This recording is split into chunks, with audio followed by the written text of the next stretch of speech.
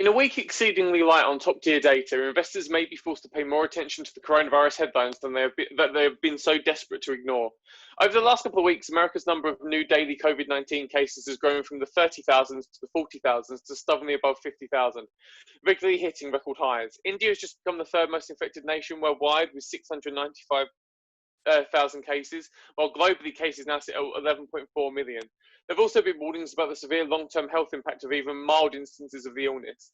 Yet repeatedly, the markets have put their fingers in their ears, instead of focusing things like the strength of June's non-farm jobs report, which saw a further 4.8 million jobs created following the 2.699 million seen in May, the early days positive vaccine news from Pfizer and BioNTech, and the fact that Chinese stocks just hit 5-year highs.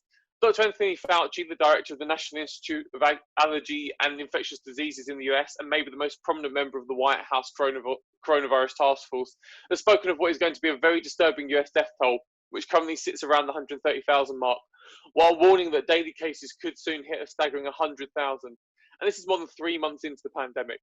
Florida is almost a microcosm for the US as a whole, the state regularly accounting for a fifth of the overall daily total of new cases, following a lockdown that was effectively a lockdown in name alone.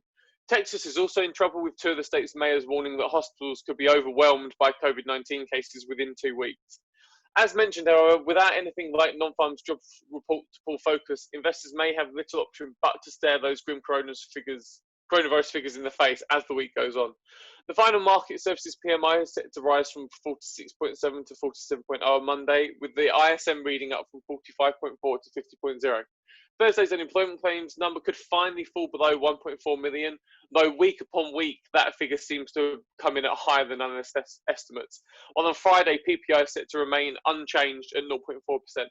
There are, of course, a couple of factors that could ride in white knight style and sort of give the markets a boost. Some more upbeat vaccine news from various labs working on one has shown time and again to be a market lifter, but it can be hard to predict the likelihood of such an update arising. They sort of seem to come out of nowhere.